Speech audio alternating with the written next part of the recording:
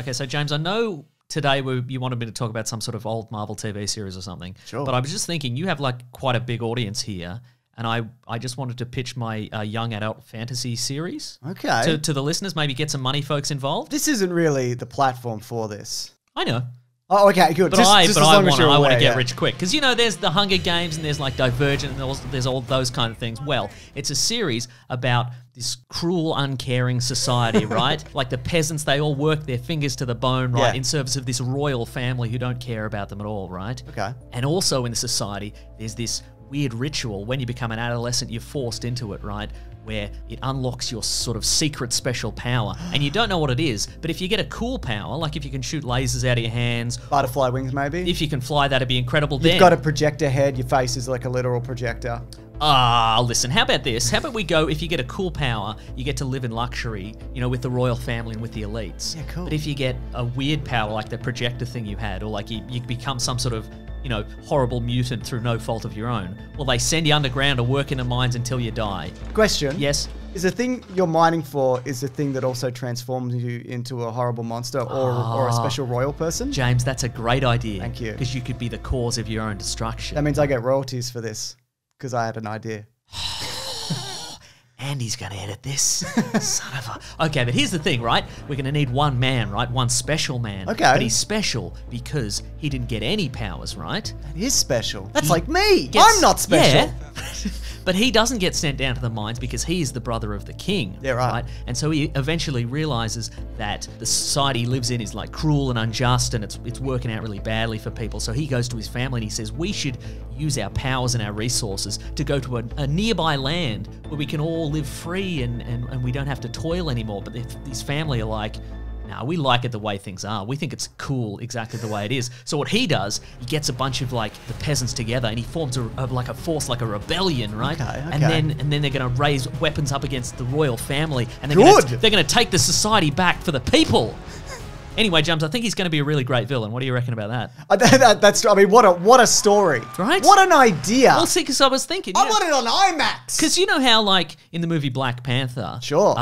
The villain Killmonger, he's so compelling because you listen to what he says, you think to yourself, is he right? So I was thinking the way to make an even more compelling villain is to have him be completely right.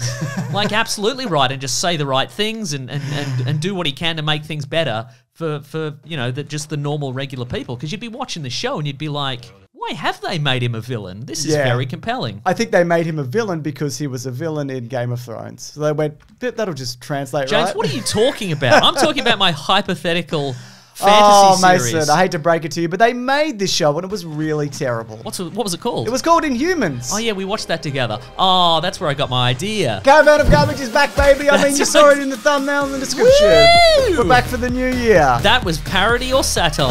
I don't know. It was one of those. But yeah, we watched. The weirdest premise of this show is that the villain is trying to do the right thing. But here's the difference. What's the difference? The royal family are the good guys. Yeah. Because they've got all the cool powers, as I mentioned, and they're sexy. They're pretty sexy, aren't Right? they? And the others are a bunch of uggos. Like, imagine being the hero of a bunch of uggos. Projector eyes, weird hands. With crab claw hands. Right? Yuck. A guy that can see the future, but fuck you, get in the mine, you dumb bitch. Where are your wings, you bitch? What's You wingless bitch. What's better? Butterfly wings or seeing the future? If one of those two had to go in the mine, Yeah. come on. Right? Do you reckon they keep the projector head guy in a cupboard? Yes. Like an actual projector? 100%, yes. So anyway, if you haven't seen this is a TV series that initially debuted in IMAX cinemas, the first 2 episodes. Shockingly. We saw them both. Yeah. And then we didn't watch the rest of the series. No. And then it was cancelled. But we revisited the first 2 episodes because we're like, is it as bad as we remember? Yeah. It might be worse. Yeah, it might be worse. Hasn't So- aged well. Seeing this as well on a regular TV, this is not equipped for IMAX in any way. And I know the people behind IMAX running it were like, this is kind of insulting that you gave us this.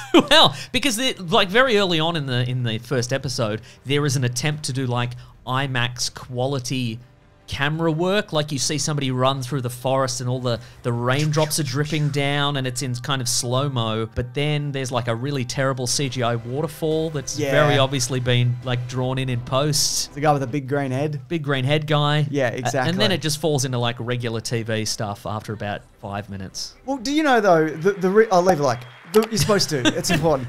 the road to this becoming a TV show or an IMAX exclusive, yeah. whatever, however it started.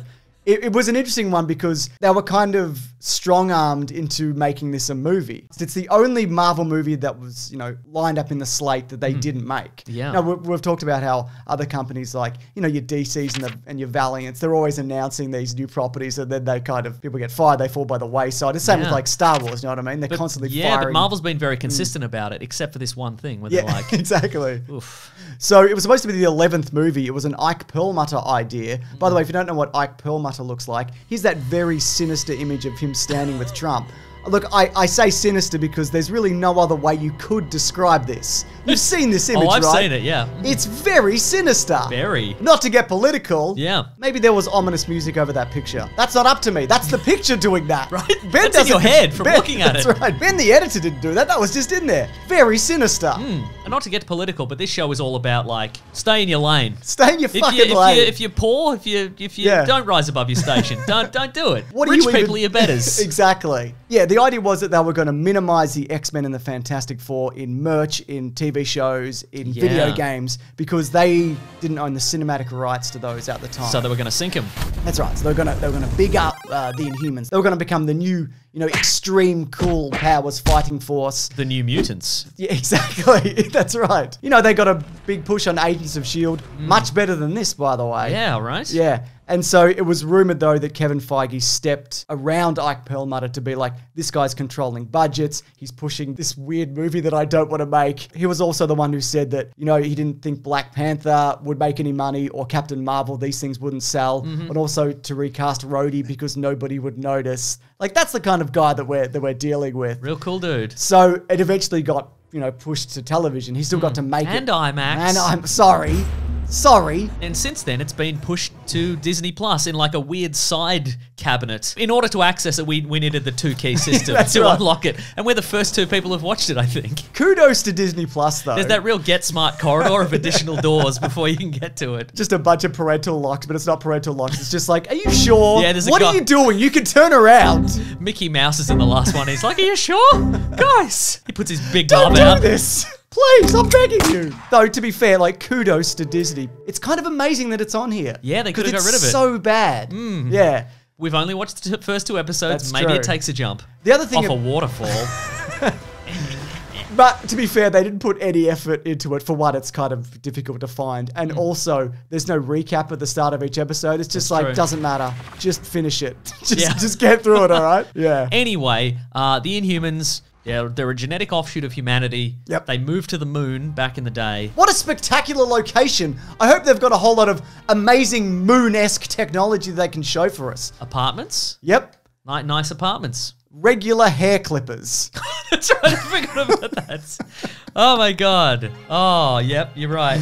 Actually, I've made a list of things that they have on the moon to make it really spectacular. Do you think they send a guy down to get him? Like to Earth? They must. Because they have the technology. They can either use a shuttle or a teleporting dog. So they've got regular apartments, wrist communicators, which turn into telephones. Cool. Pillows, potted plants, headphones, guns. I saw a fork at one point. Okay. You're expecting some sort of weird moon fork. Remember that episode of Red Dwarf where they sit with that guy at the table, Legion, is it? Oh, yeah. And he's got those magic wavy super forks. Good point. They Something should, like they should have is what I'm super saying. forks, shouldn't they? Yeah. There's haircuts such as spraying a black line into your blonde hair. Also, it's terrible resource management because I'd imagine there's not a lot of water on the moon and they've just got a pond. There's just a pond there. Good point. Well, the rich people have a pond. Poor Poor people don't have a pond. They're in a ditch. They wash in a ditch. That's right. With ditch dirt.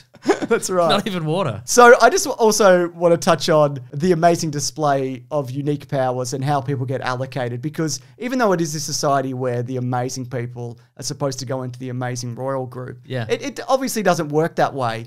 There's a guy who's got cow hooves, and I guess he's sort of strong. He's the dumbest man. He's very good looking. Yeah, okay, so that's part of it too. I think so too. Yeah, you might be right. But also, why is Hoofman, who's got super strength, better than the guy with crab claw lizard hands who's good at digging? It's the good looking thing, isn't it? It's the good looking thing, and also, as you mentioned, he can't hold a fork. How's he going to go? How's he going to be at a posh dinner, at a little dinner party with the royals, trying to hold a canapé with his crab claws? Ridiculous. Exactly. I also think, like, it's not terribly cast, but I don't think there's some very good performances or even, like, expression of what the characters are supposed to be. Because, like you mentioned, the good guys are very unlikable. And I know, like, the bad guy is also, like, there's one scene where it's like, he's a creep. Because, you know, he's making a move. But other people in this are a creep as well. The Karnak is, like, hitting on a servant and then saying he's going to murder her. Yeah. By the second afternoon, I'd want to kill you. And he's a good guy. Yeah, he's allegedly. a good guy. Exactly. Okay, I wanted to ask you about him specifically because he's got one of the very unique and interesting powers where he's got the Nicolas Cage Next powers. Have you ever seen the movie Next? Yeah, right. He can kind of project into the future where he's in, say, a fight scenario, and then he can, like, oh, okay, so that guy's going to shoot there, so I'll grab this guy. Oh, no, I got shot. That didn't work. I'll reverse that, and now I'll do it this way. He can sort of calculate fight probabilities, yeah. But what happens to that guy? He bumps his head. So a guy who should never lose his footing because he can always see the future. He slips and he bumps his head. That's right, yeah. And then his powers don't work anymore. Yeah. No, there's one location on the Earth that he can't see the future in, and it's like a foot-wide patch of dirt. Just didn't see it coming, you know? So, yeah, a few of the New Mutants are sent down to Earth to find... Do you mean Inhumans? What? Shut up, Mason. Does it matter? No. Yeah, a few of them get sent to Earth on various missions or there to escape. And one of them are the Cowhoof Man. Mm-hmm. They're like, if there's one person who can find the guy with the green head, Triton, it's this guy. He's one of the best. And the first thing he does is he walks into the ocean and nearly drowns. Because he doesn't know what water is? I mean, they've got that pond. They've got the pond. But it's only hoof high, so... Yeah, right. But, like, if I saw, like, a big rolling, like, mass of liquid and I'd never seen that before, I probably would walk into it. Well, it's interesting that the Inhumans that end up on Earth, despite the fact that they've been surveilling Earth for, it seems like, hundreds or thousands of years, they don't know anything about what happens on Earth or any of the customs of Earth. At one point, Black Bolt, the leader of the Inhumans, walks into a... he wants to go undercover. He's the dumbest person in this, by the way. And it's partly because he can't talk and partly because of his, like... No, I think he's just dumb. He seems very dumb, but he goes into because he wants to go undercover, so he's smart enough to know that that his Inhumans royal garb is a little bit out of place.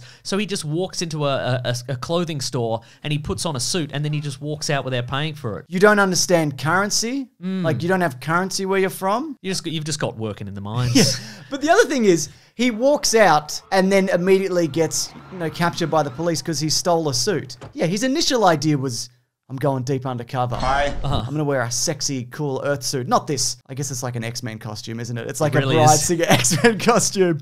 But he's an absolute... Still think I'm a Bryan Singer era X-Men cosplayer. Can't have that.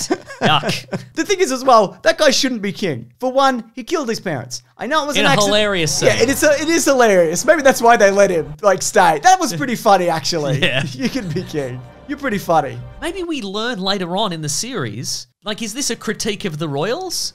Because he's the king despite the fact he's dumb as a box of rocks.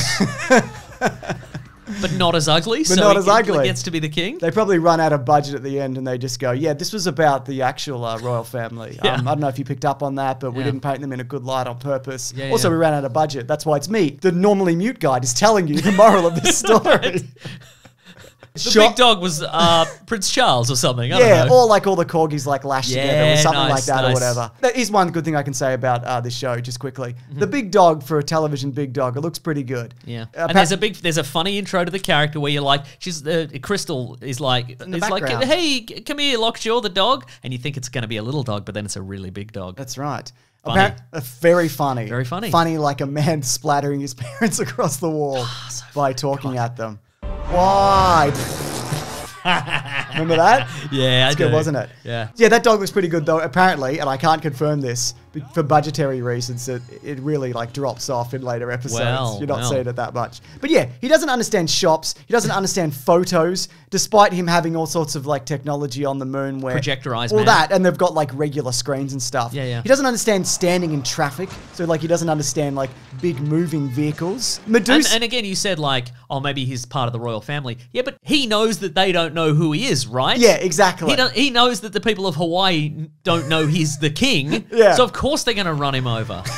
And the other thing is... Because he's a goose. But it's strange because Medusa, his wife, she knows about cars and traffic and she knows what a bus is and she's like, where does this bus go or whatever? Take me back to wherever.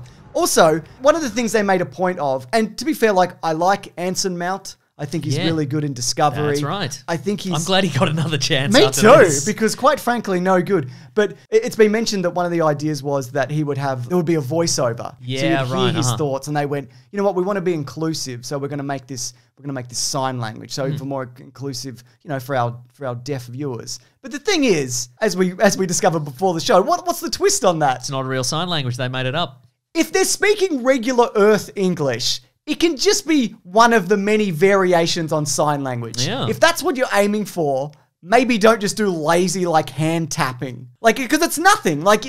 There's no indication from what he's doing. You can't tell what he's saying unless someone's like, oh, he's saying this. Shut up. Shut your hands up.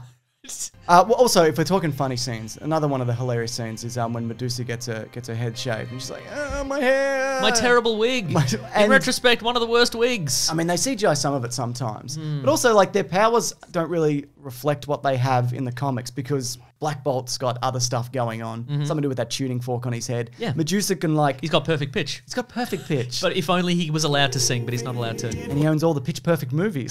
That's exactly right. Thank you very He much. was born with them. But her hair's it's indestructible and it can stretch a very long distance and do all sorts of different tactile things. But here it's she can choke you if she's in hair distance. Sure, yeah. Which if that's the case, maybe grow your hair a little bit longer. Split ends, though. Maybe she's got a problem Maybe with split that ends. is the problem, yeah. But look, the thing is about this show, if you love people aimlessly wandering around Hawaii, this might be right up your alley, Yeah. I guess. If you've ever watched the TV series Hawaii Five-0 and you're like, man, they really get a lot done solving all these crimes and such. I wish they didn't do anything like that. I wish their lives were meaningless ultimately. Here's the thing, though. We're at a bit of a crossroads. We're at a dilemma, right? Mm-hmm. We're approaching a golden age of television for Marvel. You know what I mean? They've got new shows ramping up all the time. That's right. Not behind glass.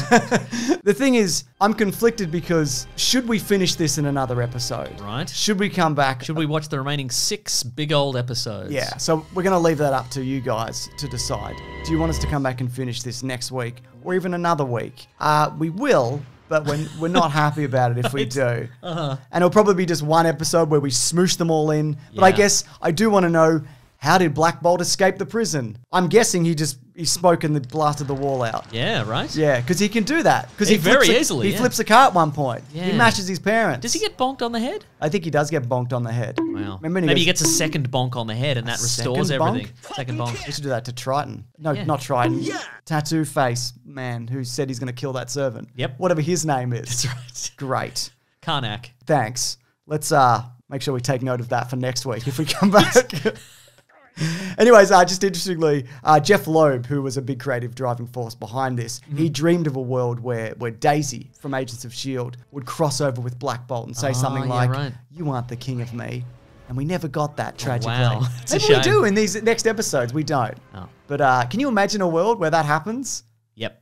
Oh, me too, actually. 2 actors in a room, having one of them says one line. I can imagine that, yeah. Me too. Yeah, I've seen TV before. Anyways, this has been Caravan of Garbage. We do this every week. And guess what? If you want to get these episodes early, you can sign up to bigsandwich.co. They go up there early every week, along with a bunch of bonus stuff we do, including movie commentaries, a comic book club. We make fun of clickbait. We absolutely do. And also our time capsule, where we pick a year in pop culture and just dissect it and go like, is this a good year? Sometimes it is. Mostly so far it's been all right. That's right, I exactly. mean, sometimes we stretch the definition of all right. Yeah. We're having fun with it. But that's all right too. That's right. Yeah. Also, we have a podcast called The Weekly Planet where we talk movies and comics and TV shows that comes out every Monday. And our first episode of the year is up as of right now. Oh, congratulations to us. Congratulations to us. We're on the ball. We've done it again. Yep, that's right. See you guys next week. Grab that gem, you guys. We'll see you next week. Don't make us do this though. You can pick a different thing. We can do it. I'm kind of intrigued. You're just like the viewers. Make me watch terrible things, Do you Mason. think the dog's gonna run around in No, I Hawaii? think it's going to disappear because the dog, remember? The budget. Oh yeah.